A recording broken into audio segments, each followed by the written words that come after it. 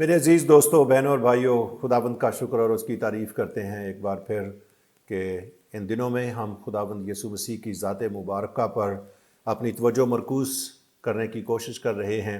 ہماری main theme, ہمارا مضمون ہے فوکسنگ آن کرائسٹ، اور اس میں ہمارا جو مین کویسچن جس کو ہم سمجھنے کی کوشش کر رہے ہیں، وہ سوال جس پر ہم توجہ مرکوز کیے ہوئے ہیں، وہ کیا ہے؟ ہو از کرائسٹ؟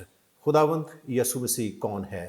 اور مسیح خداوند نے بذات خود جو تھا یہ کویسچن اپنے شاگردوں سے کیا کہ دنیا مجھے کیا کہتی ہے اور تم میرے حق میں کیا کہتے ہو؟ اور یہی وہ سوال ہے جس کے بارے میں ہم نے کہا کہ اس پر انسان کی ابدیت منحصر ہے کہ ہم اس سوال کا جواب کس طرح سے دیتے ہیں۔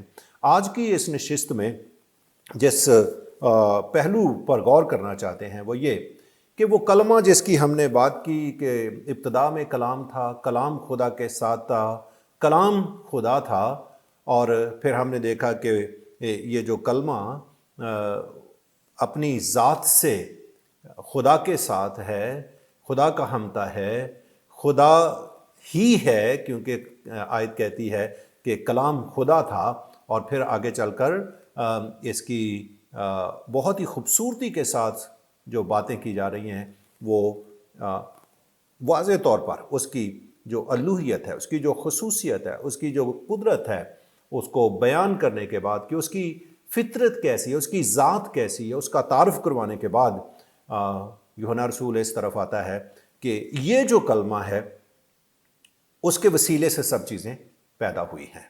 خداوند کا کلام بہت ہی خوبصورت انداز سے پھر اس بات پر فوکس کرتا ہے کہ سب چیزیں اس کے وسیلے سے پیدا ہوئیں، اور جو کچھ پیدا ہوا ہے اس میں کوئی چیز بھی ایسی نہیں جو اس کے وسیلے کے بغیر پیدا ہوئی ہو۔ تو اس کا واضح اور سادہ مطلب کیا ہے کہ کلمہ خالق ہے۔ کلمے کو کیسے پریزنٹ کیا جا رہا ہے کہ کلمہ خالق ہے، اور یہ اس کلمے کی جس کو میں کہتا ہوں کہ انمسٹیکیبل آئیڈینٹی ہے، ایسی شناخت، ایسا تعارف جس کو بالکل بھلایا نہیں جا سکتا یا دھوکہ نہیں جس میں کھایا جا سکتا۔ اگر کلمہ ہے، خدا کا کلمہ ہے، خدا کے ساتھ ہے، اور وہ کلمہ خود خدا ہے، تو پھر اس کا خالق ہونا یہ بہت ضروری ہے، اور اسی کو بیان کیا جا رہا ہے کہ کلمہ خالق ہے۔ تو کسی بھی طور پر ہم اس بات کو نہ بھولیں کہ یہ اس کی آئیڈینٹی، اس کی شناخت، اس کا تعارف کلمے کا یہ ہے کہ اگر وہ پھر خدا ہے تو پھر اس کا خالق ہونا لازم ہے، کیونکہ خالق خدا ہی در حقیقت جو ہے وہ حقیقی خدا ہے۔ تو کلمہ نہ صرف خالق ہے بلکہ کیا ہے؟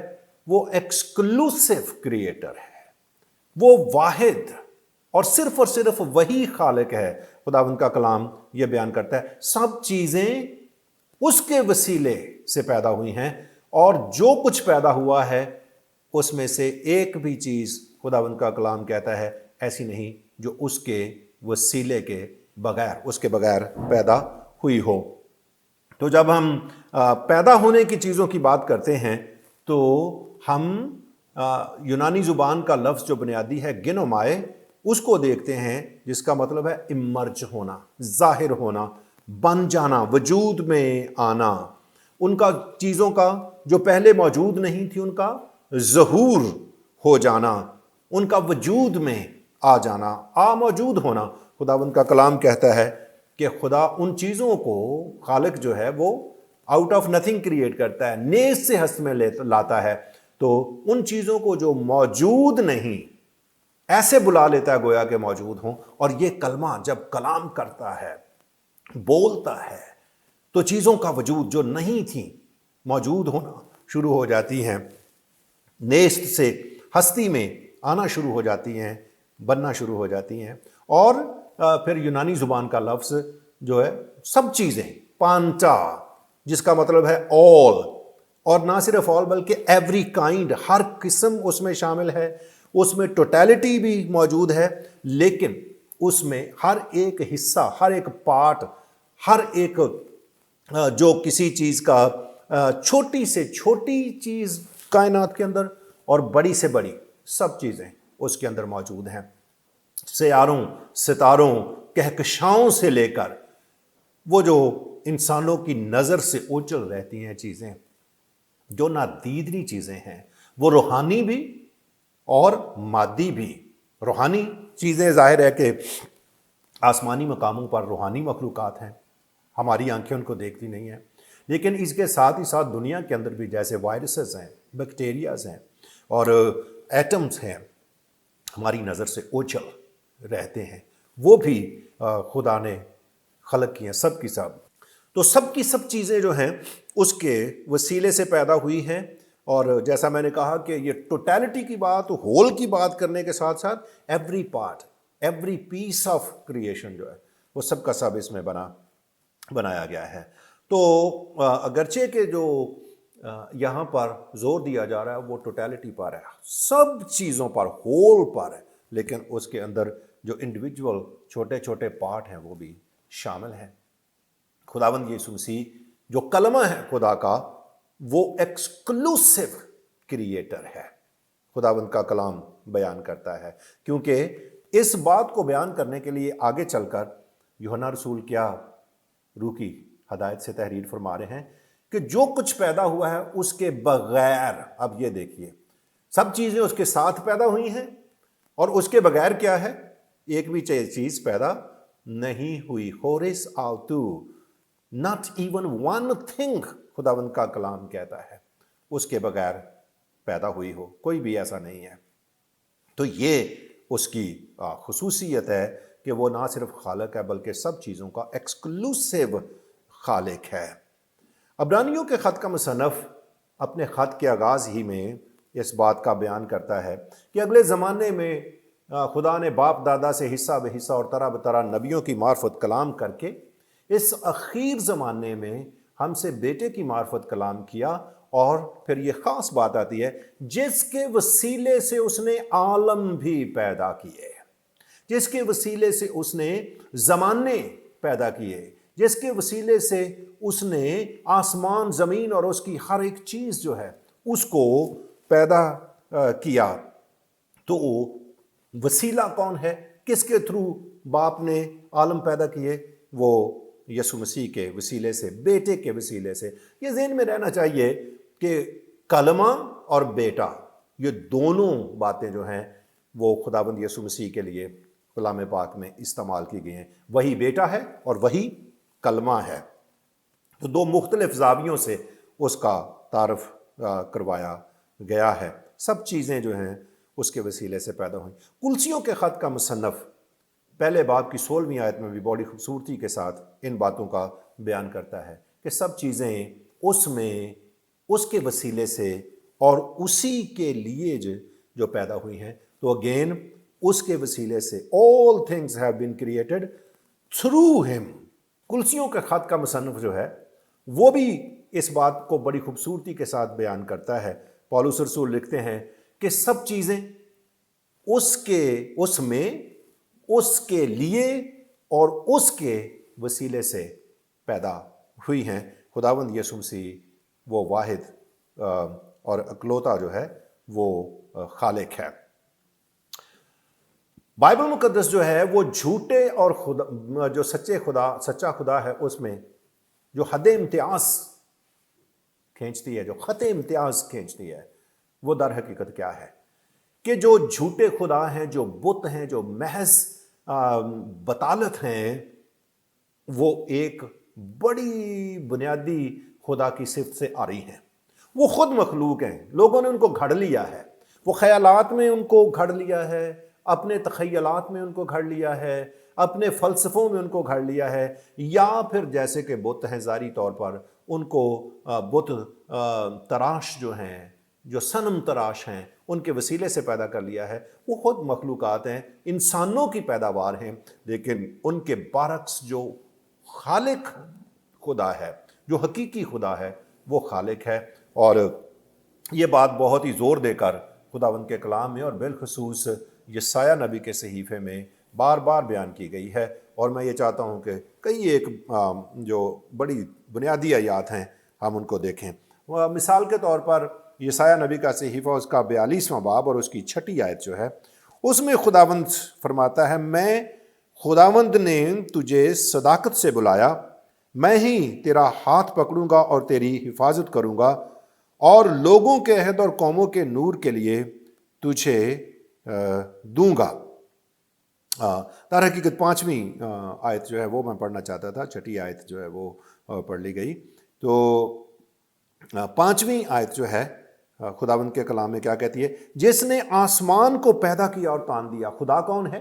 جس نے آسمان کو پیدا کیا اور تان دیا، جس نے زمین کو اور جو اس میں سے نکلتے ہیں پھیلایا، جو اس کے باشندوں کو سانس اور اس پر چلنے والوں کو روح عنایت کرتا ہے، یعنی خداوند خدا یوں فرماتا ہے۔ تو یہ خدا کا بہت ہی زبردست انداز سے تعارف ہے کہ وہ خالق ہے۔ جب ہم یسایہ کے 44ویں باب اور اس کی 24ویں آیت کو پڑھتے ہیں تو اور واضح کرتا ہے خداوند کا کلام۔ یہاں پر لکھا گیا ہے، اسرائیل سے مخاطب ہے خدا، خداوند تیرا فدیہ دینے والا جس نے رحم ہی سے تجھے بنایا۔ اب انسانوں کو بھی خلق کرنے والا، رحم ہی سے بنانے والا کون ہے؟ وہ خدا ہے۔ خداوند تیرا فدیہ دینے والا جس نے رحم ہی سے تجھے بنایا یوں فرماتا ہے کہ میں خداوند سب کا خالق ہوں۔ یہ آپ دیکھ لیجئے کہ وہ سب کا، ہر چیز کا، سب کا خالق ہوں۔ میں ہی اکیلا آسمان کو تاننے اور زمین کو بچھانے والا ہوں۔ میں ہی اکیلا، اکیلا ہے خدا جو خالق خدا ہے، جو واحد خدا ہے، جو سچا خدا ہے۔ میں ہی اکیلا آسمان کو تاننے اور زمین کو بچھانے والا ہوں، کون میرا شریک ہے؟ دس از ویری امپورٹنٹ آسپیکٹ۔ اس کا شریک کون ہے؟